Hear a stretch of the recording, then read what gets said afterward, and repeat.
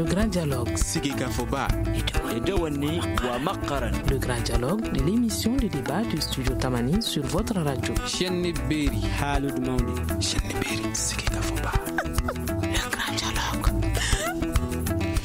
Klebi duru ani shegin ube kongo munyuna ma wolonwula bonena onina terrain sira barakela olu ka syndicat ya ira ka foko ka ko beto sena fo u ka saraw ka duma ambe domina iko bi amena sika fo bade ka ko kan wala sa malien ka se ka la famia akola wala sa ka kuma kan nga wele blala mo munu mawe man chenta na le ye terrain sira barakela olu ka syndicat nyema e malila ani Dr Fodje Tanjigura haleye école karamo e nyini kela fana do anga jamana kalanso bala amba irawla ka fokanga wele sera terrain sira Dakar Bamako ferroviaire o nyema so barakela o manga amase ku soro nere Muhammadu Touré aw bela jele danser.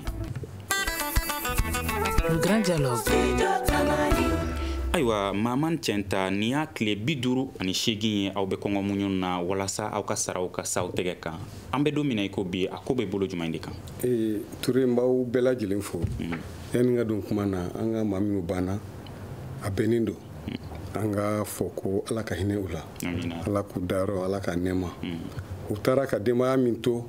ala kana uka here beta anofe vraiment aminali kana kuma mais en fenge kamini no kusobe bi parce que anyaye sayambe ka kambara bi avec ka chaya ya afoli mingeni antli biduru an sheginde an sigilino mbanga hakede nofe ante fere nofe da mbanga hakede ko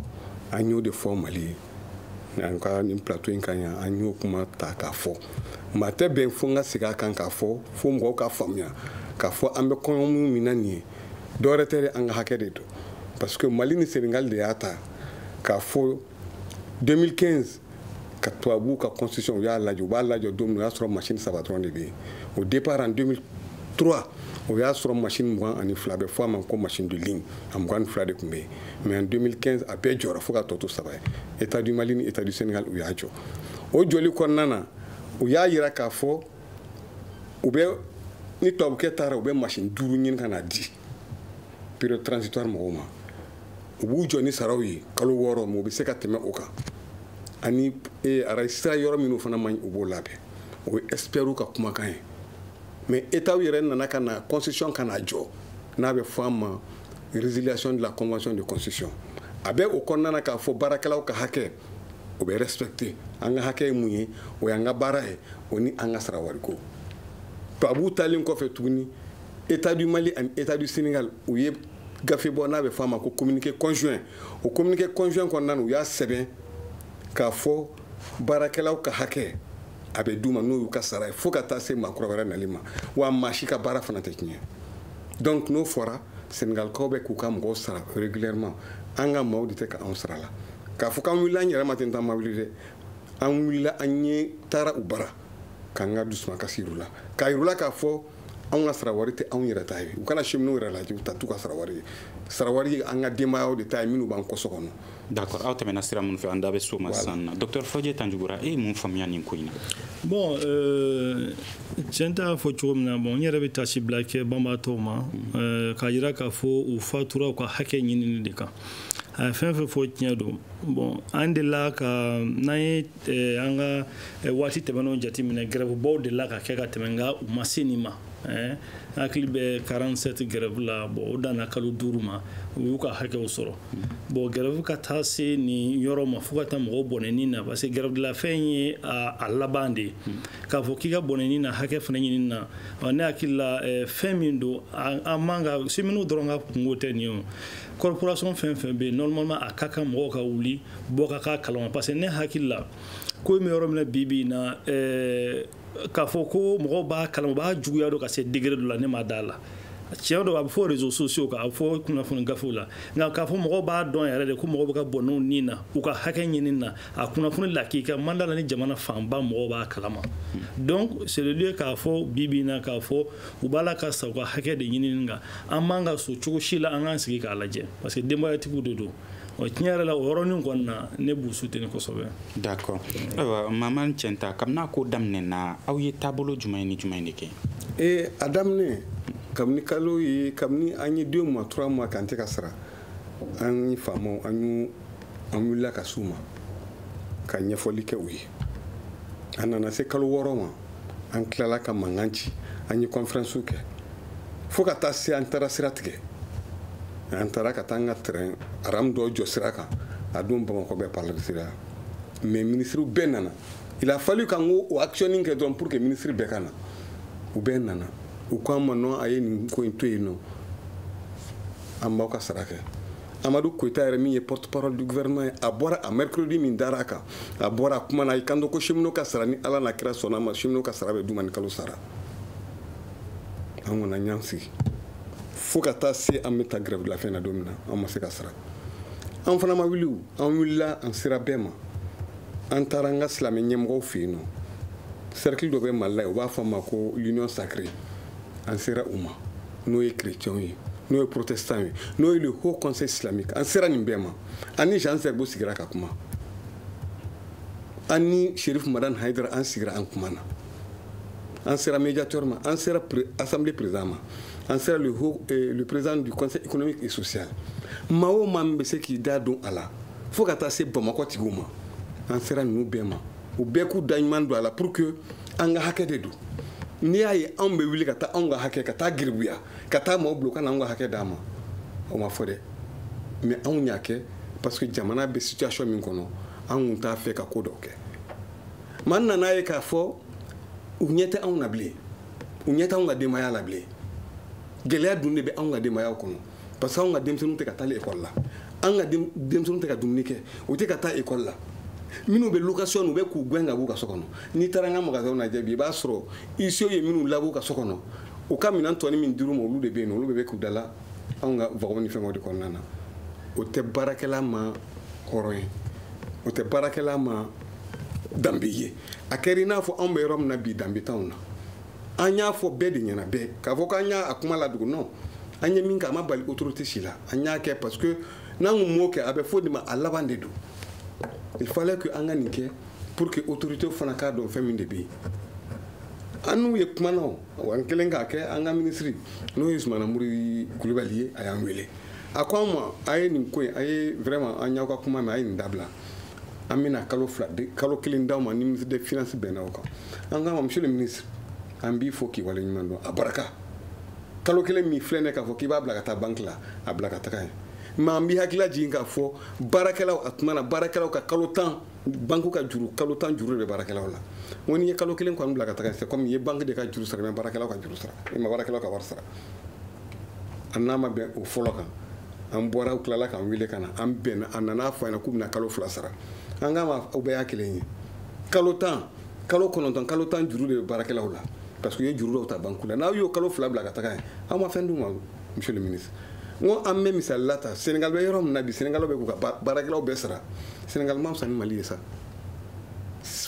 wari tɛ Sénégal ka tɛmɛ Mali kan nka a y'a lajɛ aw ka an ni min ka kan a y'a d'a ma an m'an ka sara wari de kɔ a don kelen na ko an ma ko k'ale b'a fɛ ko ka taa tourner la fo Diboli ne ko a ma n k'a don ma n ko monsieur le ministre e ko k'i bɛ taa Diboli an tɛ ban Diboli taga ma an ye terrain baarakɛlaw de a ka d'anw ye sabula anw bɔr'i nɔfɛ yan nɔ fo Kulikoro syndicat n'a bɛ fɔ a ma ko groupement an bɔr'i nɔfɛ ka yala fo Kulikoro a don an y'i tanu k'i wale ɲuman dɔn parce que kabini nana i y'i ɲɛsin anw ka yɔrɔ de ma o diyara anw ye nka monsieur le ministre an bɛ yɔrɔ min na i ko bi n'i ko k'i bɛ taa Diboli i ko k'i bɛ taa terrain de fɛ a ma nɔgɔn dɛ e bɛna min bɛna terrain boli ne ye ka taa Diboli o ka denbaya bɛ kɔngɔ na o ka denmisɛnninw ma taa ekɔli la o gɛnnen don ka bɔ a ka so kɔnɔ monsieur le ministre a ko ma nɔgɔn dɛ mɔgɔ n'i bɛ bɔ i ka denbaya kɔrɔ moins o k'a sɔrɔ fɛn dɔ bɛ yen i bɛ min bila yen an bɛ min ɲini fɛ anw ka wari d'a ma banna o ne ka voyage tɛ ɲɔgɔn sira la donc an kɔni ye an sigili nin kɛ parce que an ma interlocuteur sɔrɔ bɛɛ lajɛlen y'an nana ka na an ka grève daminɛ u y'a kɛ i n'a fɔ mɔgɔ tɛ yen nɔ an fana ma kuma parce que an hakɛ de don min b'an ka so anw de b'a dɔn gɛlɛya min b'an ka du kɔnɔ anw de b'o dɔn donc an tɛ se k'a fɔ k'an bɛ bɔ arayida in na yen nɔ ka taa fɔ k'an bɛ taa n ka denbaya ɲɛna filɛ malo t'anw ka so nasɔngɔ t'an bolo an ka jiw tigɛlen don courant t'an ka so an bɛ taa mun de kɛ an denw tɛ taa l'école la mais avec les damadɔ bɔ a kun fɔra k'a fɔ kalo 2 bɛ na d'aw ma o dira wa kalo 2 min fɔra kalo 2 in u y'a lettre bɔra premier ministre a lettre bɔ depuis le 18 décembre 2018 décembre kalo 10 ani 8 san ba fila ani 10 ani 8 a y'a lettre bɔ k'a fɔ ko hali n'a kɛra kalo 2 a y'o teliya aw k'o di cheminots ma mais Touré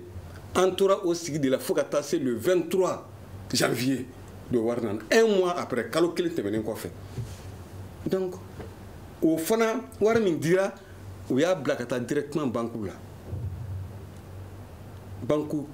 yana u talen banque bara o y'a sɔrɔ anw ye lettre kɛ parce que an y'a dɔn k'a fɔ k'u bɛna bila ka taa an ye lettre kɛ k'a ci banque bɛɛ ma k'a ci banque ka présidente min bɛ yen nɔ n b'a fo k'a wale ɲuman dɔn n bɛ banque bɛɛ lajɛlen fo k'a bɛɛ wale ɲuman dɔn wari taara yen nɔ u y'a bɛɛ englouti ma wulila an ser'u ma vraiment u ye an ka gɛlɛya dɔn u hinɛ nana u ye dɔ d'a ma mais n'a sugu fɔra nin bɛɛ tɛ fɔ kɛnɛ ma o butikitigi min bɛ yen o sigilen don k'a b'a ka wari de ma kɔnɔ na ɲɔtigi min sigilen don o sigilen don k'a ka wari de d'i ma an bɛ so fana ma fɔ mais e ye min faamuya nin na docteur Fodje tan ne ka hakilina la gouvernement bɛ grève bɛɛ gérer tan de u b'a fɔ ko an b'u to tila ka sɛgɛn donc u b'a fɔ ma stratégie d'épuisement u b'aw to yen n'a bɛ grève kɛ bon ni u y'a dɔn k'aw sɛgɛnna u b'a fɔ a dɔ la a bɛ se ka dabila a yɛrɛ ma komi a ta la ka dabila sera n'i ko d'a ma sisan cheminots ninnu caman fana bɛ yen nɔ o b'a sɔrɔ u si taara ɲɛ caman tɛ denmisɛnnin ye n'i ye chemin de fer baarakɛlaw yɛrɛ jateminɛ n'i ye Kayi région jateminɛ ligne ferroviaire la ka taa fo Kayi fo Diboli a ka gɛlɛ cɛkɔrɔba dɔw k'u ka denmisɛnninya kamaleya ɲɛfɔ n'u ma chemin de fer tɔgɔ don a la ou bien n'u ma nɛgɛsira in tɔgɔ don a la donc a b'u ka ɲɛnamaya yɛrɛ de kɔnɔna na u caman y'o baara kɛ u faw y'o kɛ u yɛrɛ tugur'o kɔ donc minnu bɛ grève la ni u si taara dɔɔni ensuite bon an bɛ yɔrɔ min na bi na tiɲɛ don saraw bancariselen don bon o yɔrɔnin kɔni na a bɛ se ka kɛ gouvernement diyagoyalen don k'a bila ka taa banque la u tɛ se k'a fɔ k'u b'aw sara billetage la bon u bɛ se ou bien u tɛ se en tout cas u b'a bila ka taa banque la bon ni banque mɔgɔw n t'a dɔn n'a y'a sɔrɔ o gouvernement sera ka olu fana sensibiliser pour que a ka kɛ mouvement kelen u ka accompagner aw ka sara k'a d'aw ma prélèvement minnu bɛ yen nɔ n'a y'a sɔrɔ u bɛ se ka prélèvement jɔ fɔlɔ ka situation ka normaliser après a bɛ reprogrammer cogoya wɛrɛ la bon ne hakili la o ye solution dɔ ye n t'a dɔn n'a y'a sɔrɔ an y'o envisager ɲɔgɔn fɛ n'an m'o envisager o ye solution dɔ ye État ni aw yɛrɛ ani banque mɔgɔw bɛ se ka jɛ ka min kɛ pour que a ka se ka lafiya sɔrɔ voilà. mais est-ce que sariya yɛrɛ la nin kan ka kɛ a sariya kɔni tɛ n'i ko k'i bɛ mɔgɔ parce que hakɛ de don n'a sɔrɔla yɛrɛ a bɛ ka grève kɛ ko dɔ ka fara sara kan walima a bɛ ka grève kɛ ko condition matérielle dɔ ma dafa nka a bɛ ka grève kɛ a ka baara kɛlen a bɛ ka grève kɛ o de kama a bɛ komi ni i ka sara i ye baara kɛ i ka sara ma di i bɛ ka kɛlɛ kɛ i ka sara ka di o tɛ sariya yɔrɔ si la kɔni o tɛ sariya ye fiyewu donc u b'u ka droit de kɔnɔna na jamana ɲɛmaaw bɛ se ka sɔn nin ma cogo di bon jamana ɲɛmɔgɔw ne ka jateminɛ na min y'a to u bɛ se u fɛ u bɛ se k'a kɛ parce que i b'a sɔrɔ baara jɔlen don chemin de fer kan i b'a sɔrɔ u ka grève u ɲɛ b'a la k'a fɔ a kɔlɔlɔba tɛ économie kan i bɛ taa sɔrɔ n'u ye grève kɛ u yɛrɛ de la n'u ka denbaya bon fo n'a sɔrɔ u affilié bɛ centrale min na n'o olu ka revendication ta i n'a fɔ u bɛ INTM na cogo min na nka n'a sɔrɔ yɔrɔ wɛrɛ don k'a fɔ ko u ka a sɔrɔda ka bon kosɛbɛ jamana ma a jɔli ka jugu donc n hakili la jamana tun b'a traité cogoya wɛrɛ la o ye ne ka hakilina ye dɛ donc n'a chemin de fer filɛ nin bi na bɛɛ b'a dɔn k'a fɔ a depuis min nana tubabu la a y'a fɔ cogo min na a jiginna de foyi ma fara a kan bilen donc État fana b'a dɔn k'a fɔ a jɔyɔrɔ man bon kosɛbɛ a filɛ yɔrɔ min na dulonnenba t'a la donc a bɛ grève to grève ka mɛn ten a jigi b'a kan k'a fɔ u bɛ sɛgɛn u b'a dabila u bɛ grève bɛɛ gérer ten de nka n'aw ma sɛgɛn n'aw b'a la donc don la b'a ka hakɛ sɔrɔ hakili la o de daminɛnen filɛ nin ye an b'aw ladɔnniya k'a fɔ ko an ka wele sera jamana ɲɛmaaw ma kɛrɛnkɛrɛnnenya la chemin de fer baarakɛla ɲɛmaasow ma nka u ma yan sɔrɔ Mahamani Tiɛnta n'i y'a ta k'a lajɛ a y'a yira sisan na k'a fɔ ko UNTM par exemple o ye syndicat dɔw ye minnu tun bɛ se k'aw dɛmɛ est-ce que olu sen yera aw ka nin kɛlɛ in na bon u sen yera la parce que u ye fɛngɛ min kɛ kɔsannin na u ye a ta mais olu y'a sɔrɔ anw b'a kɔnɔna na mais UNTM ka revendication ferroviaire n'i y'a ta k'a lajɛ u y'a essayer a kɛra i n'a fɔ mɔgɔ minnu ye u conseiller a kɔnɔna na peut-être que o ma fɛn bɛɛ lajɛlen fɔ u ɲɛna sinon fɛn dɔw tun b'a kɔnɔ olu tun man ka ressortir a kɔnɔna na fɛn min kɛra ka ban olu kun man ka ye a kɔnɔ parce que a ye confusion créer hali maliyɛnw hakili la misali la en 2015 u bɛ taa tubabuw bɛ taa tuma min na état du Mali ani état du Sénégal de kun y'a laɲini siri k'a fɔ k'u bɛna miliyari 7 ni tila k'u bɛna o di chemin de fer ɲɛmɔgɔw ma u ka se ka baara kɛ n'a ye donc Sénégal bɛ miliyari 3 ni kɔ bɔ Mali fana bɛ miliyari 3 ni kɔ bɔ donc u y'o répartition minnu kɛ a document kɔnɔna na n'i ye dɔw ɲininka maa caman nana radio caman nana aw ɲininka k'a fɔ Mali ye 7 miliyari di aw ma non Mali ma 7 miliyari di nin wari dira a mɛnna a audit fana a kɛra donc o kɔni o ye ko bannen de ye an kun hakili la n ko UNTM yɛrɛ mana na a bi axe fɛn min kan a ka axe fɔlɔ bɛ na kɛ min ye o ye an ka sarako in de parce que n'i ye entreprise o entreprise min ta diɲɛlatigɛ kɔnɔna na ressources humaines de ka bon a kɔnɔ ka tɛmɛ fɛn caman kan parce que i y'a mɛn entreprise ressources humaines de don ressources humaines de bɛ entreprise kɛ o de bɛ baarayɔrɔ kɛ baarayɔrɔ pour que a bɛ se ka nafa lasɔrɔ n dɔgɔ y'a fɔ cogo min na a ye tiɲɛ de fɔ n'i y'a ye faamaw kɛlen don ka anw to yen k'an ka to yen mais u ɲinɛna min kɔ a bɛ fɔ min ma ko les bouts de bois de Dieu an y'olu ka descendants de ye n'i ye arayi nin lajɛ a kilomètre 1 o kilomètre 1 i bɛ taa sɔrɔ africain dɔ de dalen don a kɔrɔ o barika de bɛ chemin de fer nɔfɛ fo bi hali n'a fɔra an ka san kɛ tan an bɛ san kɛ tantɔ an bɛɛ kelen-kelenna bɛ sa tantɔ an t'a bila parce que an ka hakɛ de don en 2015 a kun état kun se k'a fɔ non bon n b'aw bɛɛ labila mais ale de y'a fɔ n tɛ mɔgɔ labila wa n b'aw ka sara d'aw ma fo ka taa se min kɛ fo ka taa mɔgɔ kura wɛrɛ la na n'i y'o fɔ ka ban i ni min y'a fɔ ɲɔgɔn fɛ o bɛ ka taa kɛ e fana kan k'i ta de kɛ baaraw jɔlen de don mais baaraw jɔlen gɛlɛya o gɛlɛya min bɛ Mali kan bi c'est parce que train tɛ ka boli n'i y'a ye fɛn o fɛn bɛ ka gɛlɛya bi c'est parce que train tɛ ka boli. d'accord mais mɔgɔ 7 banana dɔw fana bananen don kɔngɔ de y'u faga. caman bon mɔgɔ minnu tɛ ka dumuni sɔrɔ ka kɛ u tɛ ka fɛn sɔrɔ k'u yɛrɛ furakɛ diyagoya ye nin bɛ k'a la o nin tɛ b'a la o min kɛra kunun n b'o ta k'o kɛ misali la kunna sini su ne n'o muso kumana a ko n ma ko tiɲɛ ta Sisoko man kɛnɛ koyi an bɔra dɔgɔtɔrɔso la a fɔra ko ka taga n'a ye Bamakɔ a ko mais wari tɛ an bolo ka taga n'a ye an b'a préféré k'a traiter yan nɔ Sisoko yɛrɛ ko n ma ko non ko vraiment fɛn min de don a bɛ tɛmɛ a ko parce que ale ɲɛ t'a la a bɛ wari sɔrɔ yɔrɔ min na ale kan ka wari sɔrɔ cogo o cogo la ale y'a bɛɛ ta donc ale bɛ Ala minɛ k'i sigi Touré ko mana se o yɔrɔ ma a sera adamaden nin de ma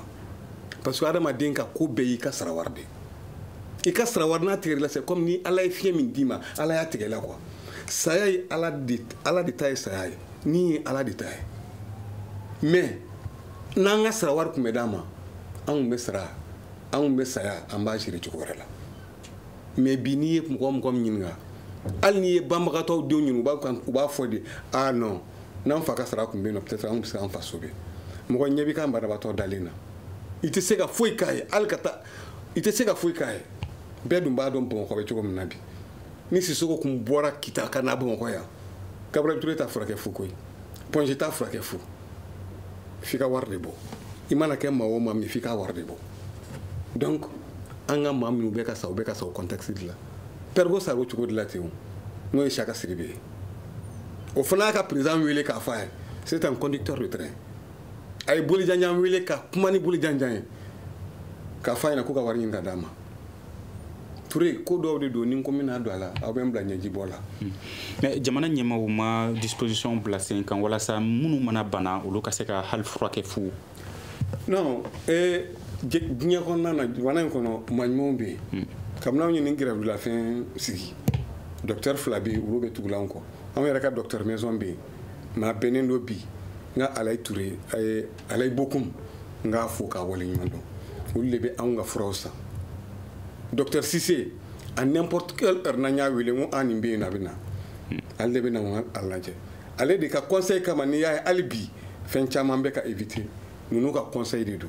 olu de b'a fɔ a ye sukoromafɛnw san a ye sukoro a y'a kɛ tan o maaw bɛ yen nɔ maaw bɛ yen fana Bamakɔ ka caman taara anw lajɛ caman bɛ taa anw lajɛ caman bɛ taa nka ɲɛmaaw yɛrɛ ma fɛn kɛ mais maa ɲɛmaa dɔ taara an lajɛ jamana ɲɛmaaw bon a taara a yɛrɛ tɔgɔ la a taara a yɛrɛ tɔgɔ la parti politique dɔw bɛ parti dɔw bɛ olu taara parti ɲɛmɔgɔ dɔw bɛ olu taara ka si an nɔfɛ parce que an y'an ka situation an y'a ɲɛfu ɲɛna a tigi y'a ka taga a kun kan ka taa taama min na a y'o bila n'i ye minnu kɛ maa o maa min kɔrɔ a bɛ k'i ye su b'a tigi nɔfɛ association baden bɛ yen nɔ a caman ba activiste fɛn o fɛn bɛ yen bɛɛ lajɛlen y'i seko kɛ an ka nin problème na an b'u bɛɛ lajɛlen fo yan nɔ. D'accord. Jamana ɲɛmaaw u tɛ se ka disposition ta hali maa minnu mana bana ka se k'olu furakɛ wa docteur Fodje? Bon ne hakili la o kɔni o bɛ se ka kɛ parce que dɔgɔtɔrɔso public bɛ yan nɔ minnu ye faso yɛrɛ ta ye. A bɛ se ka kɛ ni minnu banala u b'olu ta en charge k'a fɔ a ni wari kɔni ma sɔrɔ minnu gɛrɛfɛlafɛn bɛ sen na an bɛ se ka n'u furakɛ yaasa u kana bɔnɛ u ni na o bɛ se ka kɛ État bɛ se k'o ta nka o t'a bali k'a fɔ u ka hakɛ parce que gɛrɛfu kun ye u ka hakɛ in yɛrɛ de ye bon n'i y'a jateminɛ fana a bɛna kɛ sababu ye hali ni problème ɲɛnabɔra chemin de fer baara a tɛna kɛ baara valoriser ba ye tuguni parce que fɔlɔ la i bɛ taa sɔrɔ fa bɛ kɛ cheminot ye den bɛ k'a ye i bɛ taa sɔrɔ a métier a sankɔrɔ talen don n'i y'an ka dugu ninnu na ye Togoto ninnu na ka taa Mayina bon baara don baara fitinin tɛ quoi parce que i nafa ka bon mɔgɔw bolo sigida la bon nin ko minnu dontɔ filɛ la nin a bɛna kɛ sababu ye a bɛna baara in yɛrɛ lagosi a b'a lagosi a bɛ cheminot mɔgɔw ka famille lagosi donc a bɛna kɛ sababu yɛrɛ a bɛ baara in nege bɔ hali ni chemin de fer nana kura ye tuguni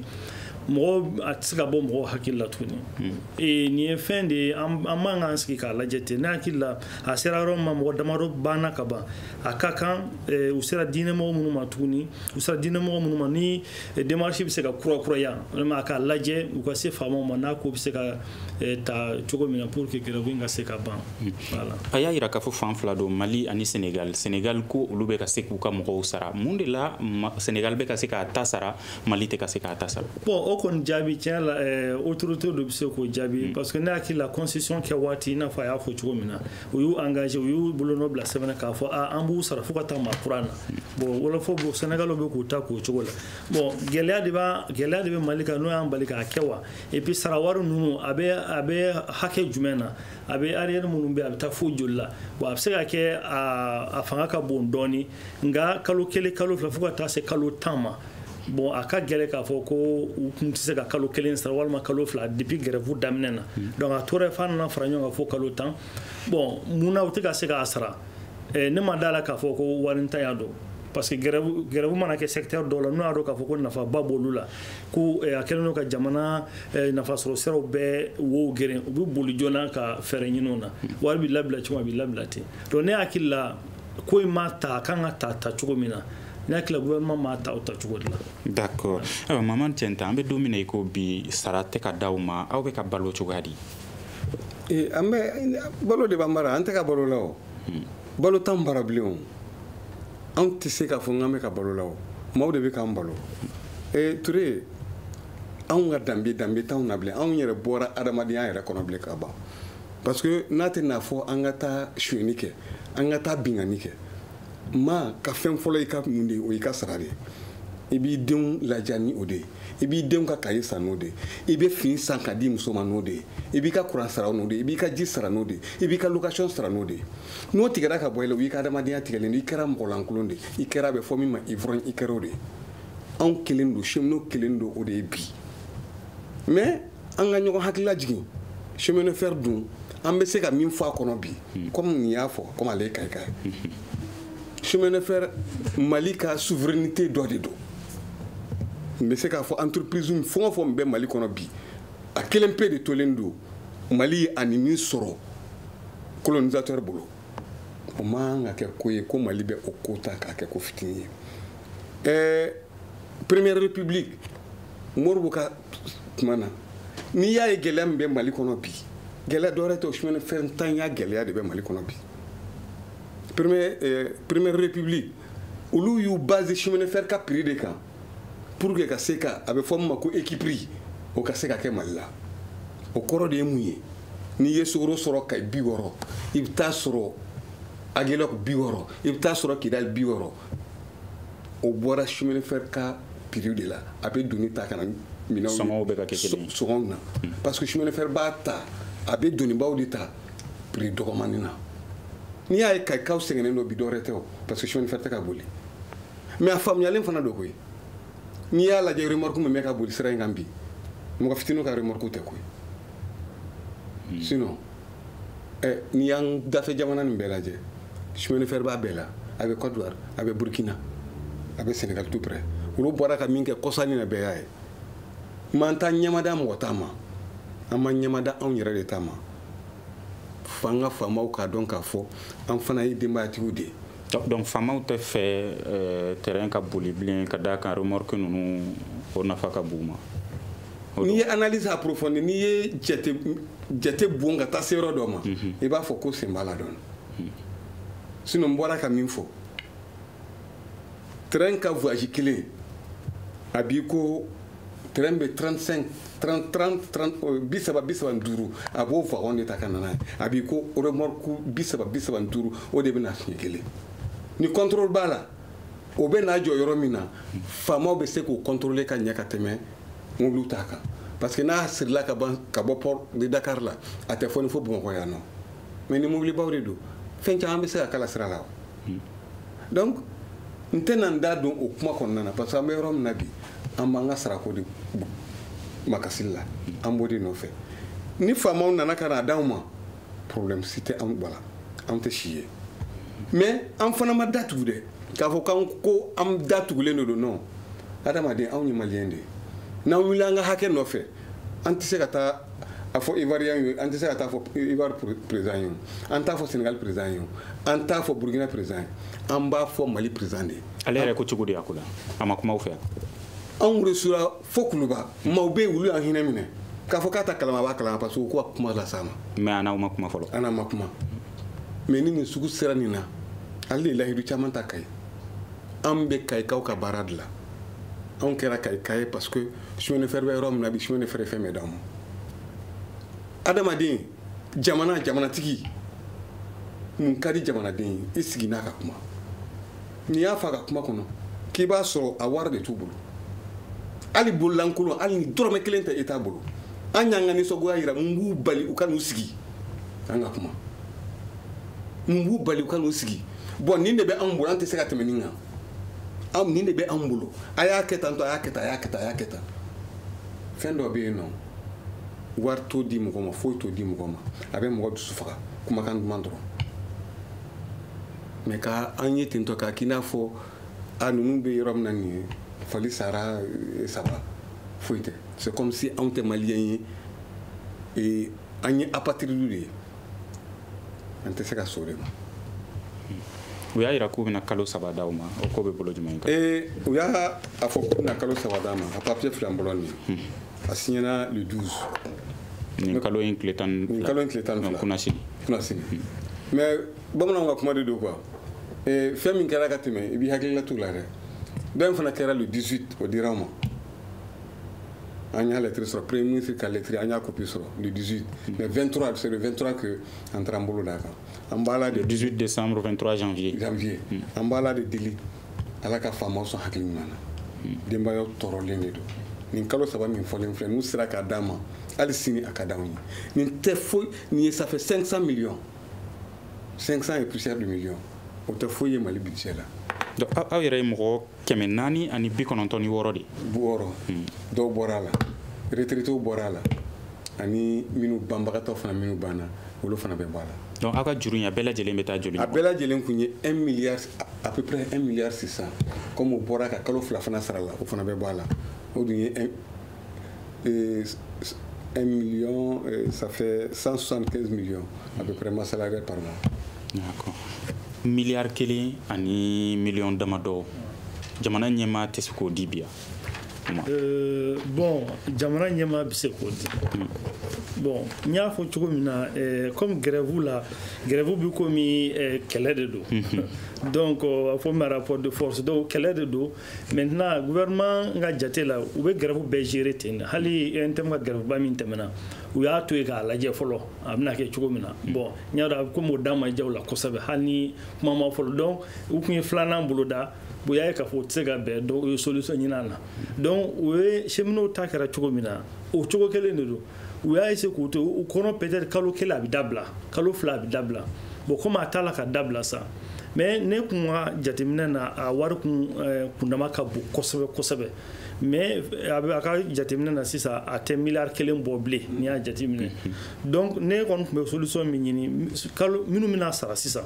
ni solution bɛ se ka sɔrɔ État ni banque ni ɲɔgɔn cɛ parce que o fɛn fana bɛ yen nɔ o bɛ se ka prélèvement jɔ fo arrière minnu bɛ n'olu épuisera.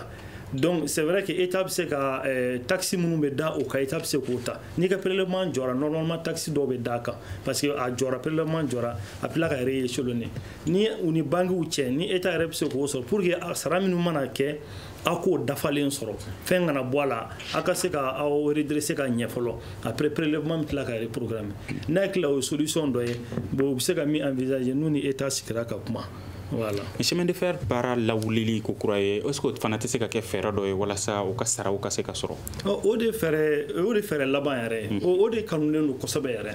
nka an y'a ye k'a fɔ ko chemin de fer ye diliko hakɛ minnu kɛ bon a kun bɛ cogo min na a yiriwalen kun don cogo min na a m'o sɔrɔ bilen anw bɛ fitininma kun bɛ voyager train na an b'a ye k'a fɔ mobili sira kun tɛ yen ka taa Kayi bon train kun a bɛ fa kosɛbɛ bon mɔgɔw b'a fréquenter kosɛbɛ bon gɛlɛya camanw nana o kɔnɔna na bon tubabuw nana ta bon a gérera ka ɲɛ wa a ma gérer ka ɲɛ wa o fana ye problème baw sɔrɔ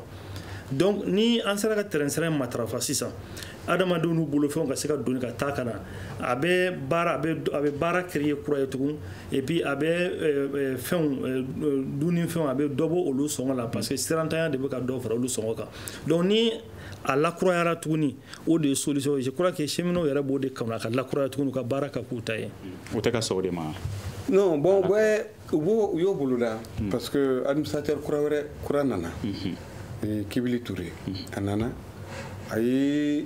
an wele a ye lafasabagaw a y'u bɛɛ wele an n'a sigira an n'a kumana a ye min fɔ an ɲɛna a ye fɛn damadɔ bɛ a y'o fɔ an ɲɛna an taara ka kuma na parce que Mali ni Sénégal olu kun y'a fɔ ko kelen-kelenna bɛɛ bɛ 10 milliards de bɔ pour que ka se ka chemin de fer c'est pas war milliard tan pour que ka se ka chemin de fer wuli a nanen ko n'o wari dira ale ma ale tɛ maa gɛn dɛ a tɛ place sociale fana kɛ a ko parce que maa minnu bɛ taa san wɛrɛ ani maa minnu bɛ taa ɲina ani maa minnu bɛ taa san wɛrɛ ale bɛ obligé de ka denmisɛnninw de ta pour que olu ka se ka na olu remplacer donc ça veut dire qu'ale tɛ n'a don fila si la parce que o fila bɛɛ ye nafolobo de ye maa ko n'o wari dira ale ma bi san kun b'a sɔrɔ sinon a ye kalo 3 de d'aw ma a ko an ma dans 3 mois train bɛ boli yanni train bɛ boli donc mais fo Mali ni Sénégal fana ka fara ɲɔgɔn kan 10 milliards min u y'a promis u ka o fana di n'u y'a d'a ma Kibili Touré n b'a dɔn mɔgɔ min ye a b'a baara kɛ parce que est-ce que u bɛna di olu de y'a fɔ n'u m'a di adamaden i bɛ minɛ kumakan de ma dɔ ma ni an ka ministre ye ɲɔgɔn ye Zumana a ko an ma ko 10 milliards ni n'a bɔdon sera don o don ale t'a bɔlen don k'a bila fo ne ko a ma i t'an ka sara wari bɔ a la ka d'a ma donc n'o min bɛ yen u k'o bɔ u k'o di u k'a di Kibili Touré ma chemin de fer ka se ka relancer parce que chemin de fer furada ma deli ka siri trésor la cheminots de b'u ka machine san olu de b'u ka sira dilan olu de b'u ka mɔgɔw sara chemin de fer furadama dɔgɔya fɔ cogo min na a furadama ma deli ka siri trésor la anw de tun bɛ bɛɛ sara anw de tun b'an ka nin bɛɛ lajɛlen kɛ wari min tɔ bɛ to n'a ma di armée ma ni armée ma na dɔ t'a la santé bɛ na dɔ t'a la ou dɔ t'a la ka taa di lakɔli karamɔgɔ ma mais n'i ye entreprise binnen fo ka taa se nin ma ça veut dire que ko caman kɛra a kɔnɔna na Tanjugura y'a jira k'a fɔ ko a kun wulilen don fangaba kun b'a la nka a commencera ka bin dɔɔni o kɔfɛ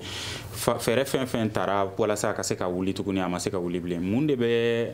a seereya bi k'a fɔ ko n'a baara bilala sen kan tuguni k'a bɛ fanga sɔrɔ min b'a seereya u ye maa min bila entreprise ɲɛma bi maa tɛ min bɛ tulonkɛ kɛ entreprise la n'i ye adamadenw bila u bila yɔrɔ la ka adamadenw bila u bɛ baara min dɔn k'u bila o kɔnɔna na a ka bɔ a la ma tɛ tiɲɛ i filɛ ka min fɔ nin ye tiɲɛ b'a la o parce que a nana tubabu minnu nana a nana se yɔrɔ dɔ ma syndicaliste de b'a fɔ a ye karisa bila nin yɔrɔ la a ye karisa bila nin yɔrɔ la hali n'a niveau t'a la u b'a fɔ k'a bila yen parce que k'an b'a fɛ a ka niveau dɔ sɔrɔ mais min nani filɛ nin ye o ma na parce que ale tun tɛ yan ale tun bɛ faransi de a tun bɛ faransi gouvernement de kɔnɔ u y'a ta ka na n'a ye donc a y'a fɔ awɔ ko n'a ma ɲɛ kalo 3 kalo 4 kalo 5 ni a ma ɲɛ ale bɛ walan sɛbɛn ale bɛ se ka taga koyi n'i ye maa o maa min ye k'o fɔ ɲɛ ni ɲɛ b'o kun ni u ye wari in di an bɛ tila ka ɲinɛ nin bɛɛ kɔ maa b'a fɔ Mali ni Sénégal de ye u k'u jilaja u ka nin di yanni n ka na i ka émission na yan ni Sénégalais n bɔra k'u ɲininka parce que n b'a dɔn nin kuma min na le n bɔra kan n ko mun la Mambayi Tunkara n bɛ min fɔ yan nɔ a ko n ma ko u ka président bɛ k'a fɔ ko n'ale ka élection mana ban tuma o tuma chemin de fer bɛ kuraya donc c'est pour dire que an ka to Ala ma Ala de bɛ ko bɛɛ lajɛlen latigɛ sinon Kibili Touré kɔni a y'an jigi ye bi. D'accord docteur Fodje Tangoura o tuma chemin de fer wulili ko kura mɔgɔ ko de don wa walima kelen taabolow de tɛ taa n'a ye bilen ka d'a kan bɛɛ b'a dɔn k'a fɔ ko terrain filɛ nin ye a bɛ doni camanba ta nka a ka suma dɔɔni. Bon, mɔgɔ ko b'a la surtout a y'a fɔ cogo min na ka kuma kɔnɔ c'est vrai chemin de fer la ka kɔn sisan ɲɛ fɛn caman kɛra kɔnɔna na waliw caman tun b'a la minnu kɛra sababu ye ka terrain sira yɛrɛ ka terrain yɛrɛ a sɔrɔ n'a tun bɛ jouer a kan kosɛbɛ o fɛnw kɛra ka tɛmɛ o doni tun bɛ ta la kosɛbɛ mɔgɔ dɔw tun bɛ voyager o tɛ wari sara o caman o fɛnw kɛra ka tɛmɛ bon o période bɛɛ tɛmɛna nka a ma taa fight la i n'a fɔ a filɛ cogo min na sisan parce que jɔdaba tun b'a la mobili siraw tun ma bɔ bon maintenant mɔgɔ ko kun don o sira fɛ wa an bɛ yɔrɔ min na sisan pour que k'a lawuli k'a fɛn a tɛ taa fiyewu fo jamana ɲɛmɔgɔ yɛrɛ ka kuma fɔ ma volonté politique parce que o de bɛ se k'a bila en place sisan u k'a ŋaniya ta bon u k'a ŋaniya ta k'a fɔ an b'a fɛ ka chemin de fer lawuli a lawulili minnu fɔra a la condition minnu fɔra a la olu dɔnnen don musaka min kan ka taa da fɛ olu bɛɛ dɔnnen don donc u k'a ŋaniya u k'a sɔn a ma k'a fɔ a ka d'an ye an k'a kurakuraya ka mɔgɔ ɲini k'a bila ɲɛma min bɛ se k'a baara kɛ donc a y'a mɔgɔw sɔrɔ cogo o cogo min ni a bɛ baara ɲɛdɔn cogo o cogo fo nafolo min kan ka k'a ka baara fo ka bɔ de o jamana ɲɛmɔgɔw de bɛ se k'a lajɛ sisan k'a k'u ka priorité ka fɔ sisan an b'a fɛ ka terrain sira lawuli an fana b'a fɛ ka marchandise ka taa ka na adamadenw ka se ka voyager a fɛ yaasa a bɛ se ka baara di jamanadenw ma yaasa a bɛ se ka dɔ bɔ fɛnw sɔngɔ la jamana kɔnɔna na u ka ɲi k'o volonté de ta olu dɔrɔn de bɛ se k'o kɛ sisan. D'accord est-ce que o tali ɲɛ b'u kun an bɛ waati min na i ko bon anw ɲɛ tɛ o tali ɲɛnu kun dɛ mais u kɔni y'a fɔ k'a fɔ 10 milliards min bɛ yen n'u y'a di bi Touré a bɛ na ni lafiya ye jamana yɛrɛ kɔnɔ i bɔra k'a fɔ ko terrain ka suma terrain ma suma n'u ye sira labɛn bi n'i ka marchandise n'a bɔra Dakar a bɛ tile fila ni tila b'o de kɛ a bɛ don fo Bamakɔ yan mais bi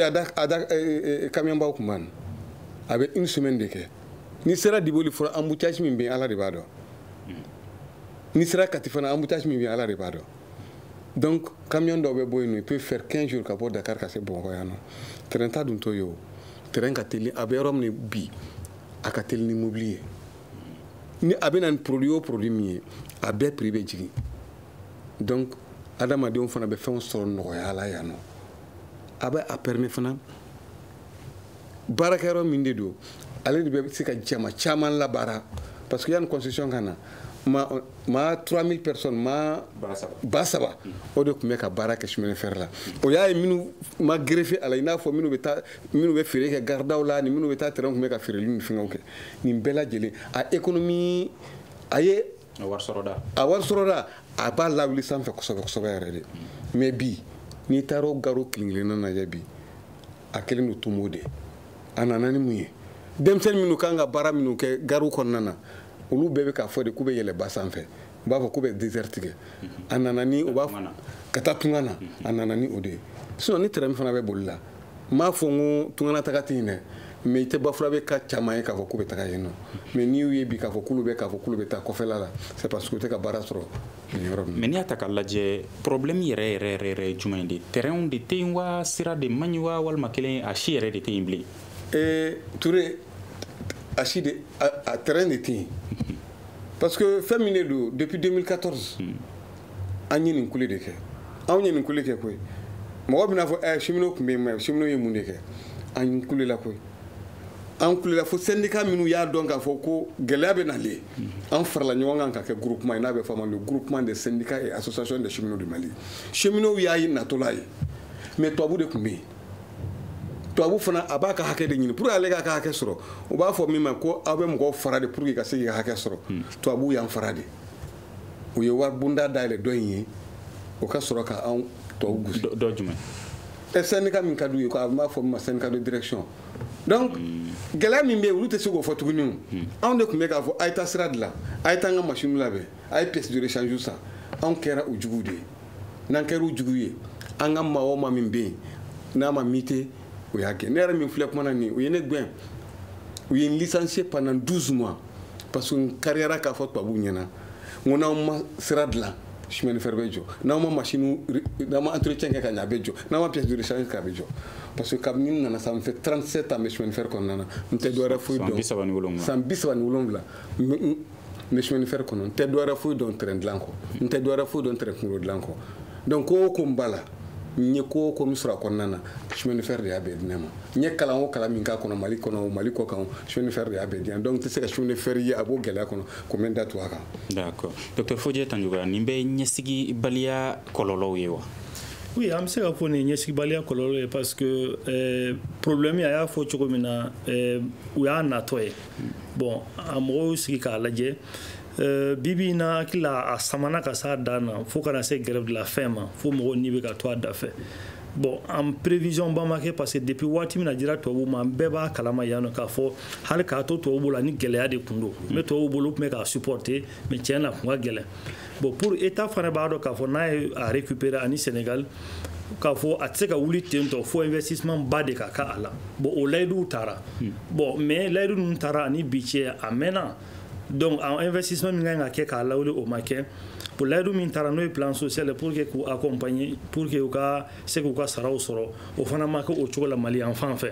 donc an bɛ se k'a fɔ ɲɛsigibaliya don n'i y'a jateminɛ ɲɛsigibaliya don parce que Mali problème bɛɛ bɛ ten en tout cas a tila bɛɛ bɛ ten